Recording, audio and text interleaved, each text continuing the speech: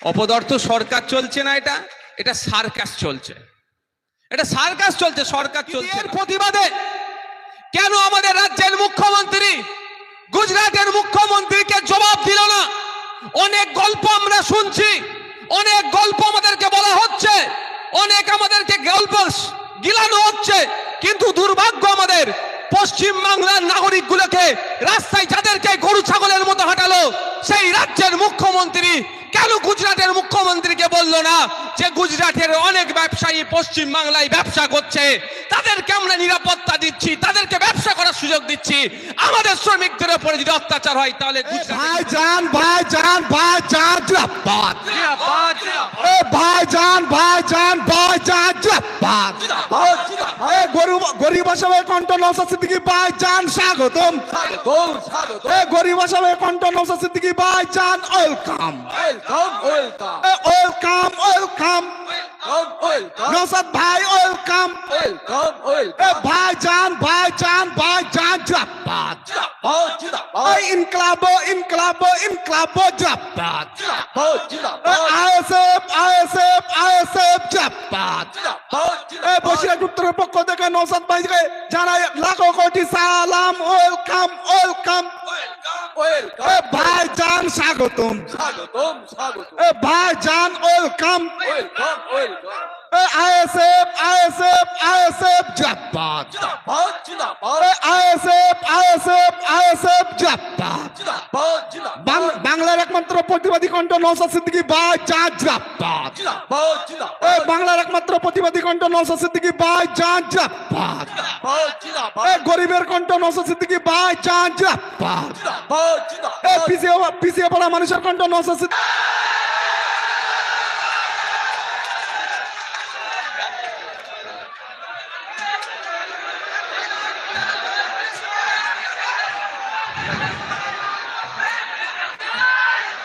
আপনাদের কাছে অনুরোধ করব, সকালে যখন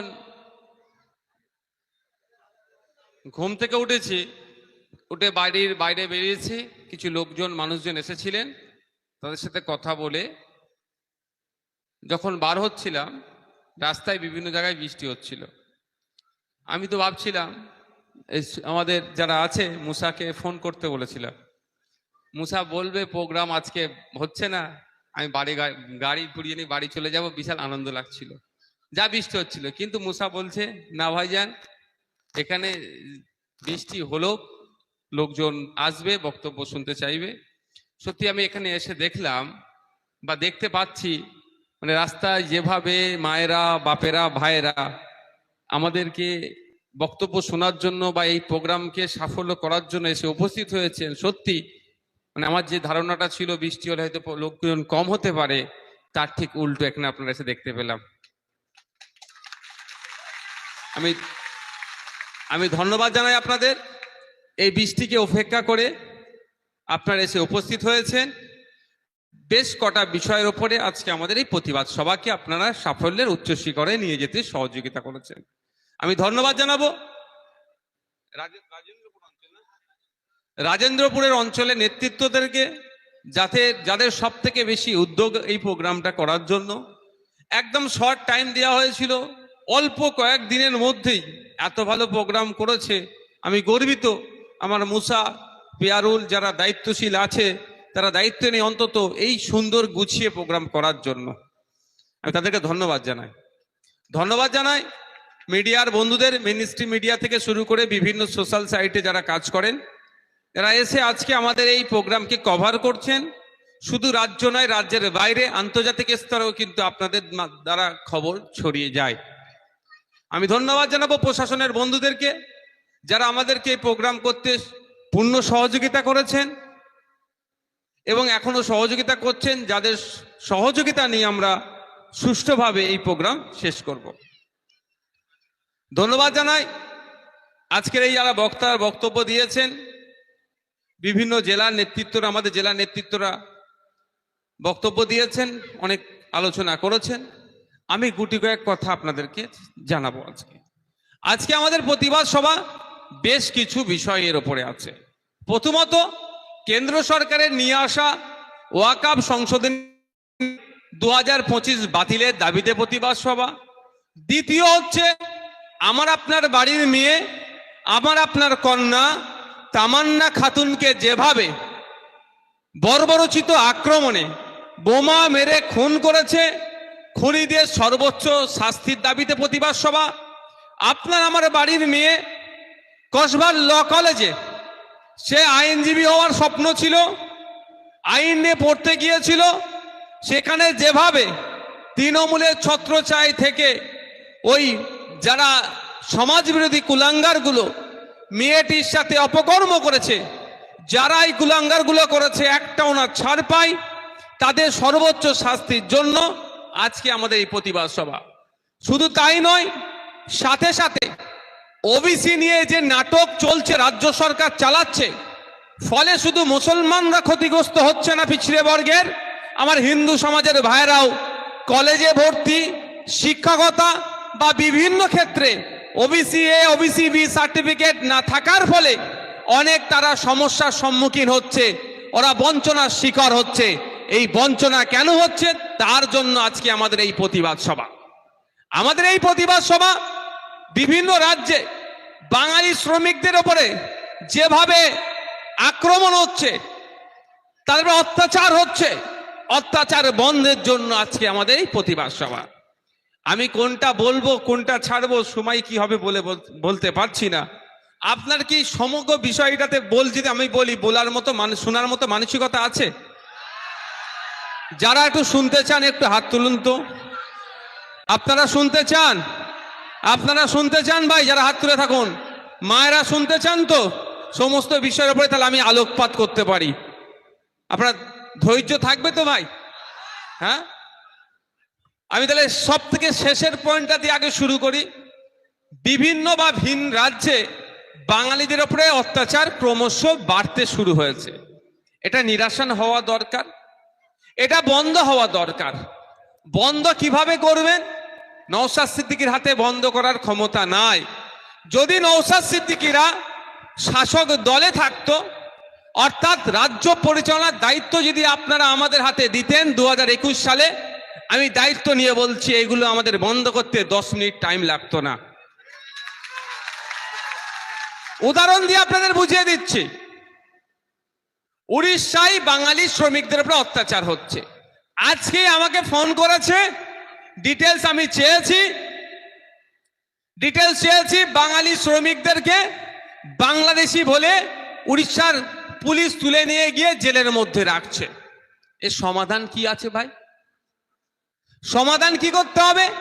আমাদের রাজ্যের মুখ্যমন্ত্রীকে, আমাদের রাজ্যের পুলিশ মন্ত্রী উড়িষ্যার পুলিশ মন্ত্রীর সাথে, উড়িষ্যার মুখ্যমন্ত্রীর সাথে কথা বলবে, যেটা পশ্চিমবাংলার নাগরিক, একে অবিলম্বে ছেড়ে দেওয়া হোক, আর বাঙালি মানেই বাংলাদেশি বলা এটা বন্ধ করা হোক। তাহলে কিন্তু এটা বন্ধ হয়ে যেত, কিন্তু আমার রাজ্য সরকার সেটা করেনি।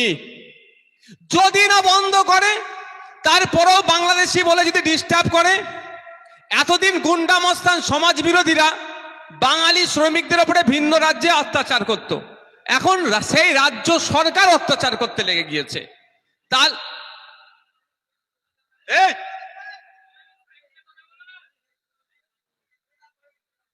থাক থাক ভাই, কথা বলে মাইন্ড ওদিকে চলে যাবে, আর আমার এমনি মাইন্ড শুধু হয়, কনসেন্ট্রেট ঠিকঠাক থাকে না আমার। রাগ করলাম, কিছু মনে করুন যেন ভাই। তো আমাদের রাজ্যের সরকার যদি উড়িষ্যা সরকারকে এটা বলে যে উড়িষ্যা থেকে কম করে 3 লক্ষ, উড়িষ্যার উড়িয়া বলা হয় তাদেরকে, বাংলার মানুষকে বাঙালি বলা হয়, বিহারের মানুষকে বিহারি বলা হয়, মহারাষ্ট্রে যারা মারাঠি, এইভাবে বিভিন্ন রাজ্যের মানুষকে বিভিন্ন নামে ডাকা হয়। তো উড়িয়ার যে 3 লক্ষ উড়িয়ার মানুষ, উড়িষ্যার মানুষ আমাদের কলকাতায় পশ্চিমবাংলায় থেকে রুজি রুটি হচ্ছে তাদের, তারা এখানে থাকছে, ইনকাম করছে, টাকাটা উড়িষ্যায় পাঠাচ্ছে, তাদের পরিবার ছেলে মেয়ে খাচ্ছে দাচ্ছে, পড়াশোনা করছে, বড় হচ্ছে, কোনো ডিস্টার্ব করছে আমাদের রাজ্যের কেউ? আমাদের পুলিশ তাদেরকে প্রোটেকশন দিচ্ছে, প্রোটেক্ট করছে, আমরা তাদেরকে আমাদের বুকে আগলে রেখেছি। আর এত জ্বালা কিসের উড়িষ্যার মানুষের, যেখানে পশ্চিম বাংলা থেকে মাত্র 30,000 মানুষ উড়িষ্যায় এই কাজ করে। যদি আমাদের 30,000 মানুষকে উড়িষ্যায় কাজ করতে গেলে উড়িষ্যার মানুষের সহ্য না হয়, আমাদের পশ্চিমবাংলার মুখ্যমন্ত্রী যদি একবার বলে ঠিক আছে আমি 30,000 ফেরত নিয়ে আসছি, 3 লাখকে ফেরত পাঠিয়ে দেবো, কি হবে তখন? অত্যাচার বন্ধ হবে কি হবে না? কিন্তু আমার মুখ্যমন্ত্রী এটা একবারও বলছে? কেন বলেনি? ওই 30,000 কারা? ওই 30,000-এ দেখুন মুসলমান, ওই 30,000-এ আদিবাসী, ওই 30,000-এ নমশূদ্র, ওই 30,000-এ মতুয়া সব ভক্তের মানুষ, ধর্মের মানে মতুয়া মতবাদের মান্যওয়ালা মানুষ, ওই 30,000-এ আদিবাসীর মধ্যে পড়ছে। অর্থাৎ এরা পিছড়ে বর্গের, এরা মার খাবে, যা খাবে, হ্যান খাবে, ত্যান খাবে, এদের নিয়ে কথা বলা যাবে না। তাহলে একদিনই অত্যাচার বন্ধ হয়ে যেত না? যে আমাদের মুখ্যমন্ত্রী যদি বলে উড়িষ্যা সরকারকে ঠিক আছে আপনি আমার মানুষকে মারছেন তো, এই আর প্রোটেকশন দিতে পারছেন না।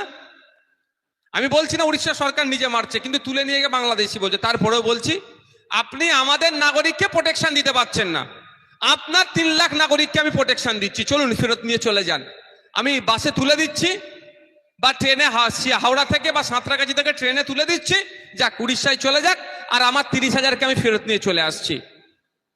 তাহলে 3 লাখ মানুষ যে কি করবে? উড়িষ্যা সরকারের বাসভবনের সামনে বসে থাকবে না গিয়ে? শুধু 3 লাখ তো নয়, এক একজনের সাথে 3 জন করে যদি ধরি 9 লক্ষ পরিবার মিলিয়ে 9 থেকে 10 লক্ষ মানুষ কি করবে?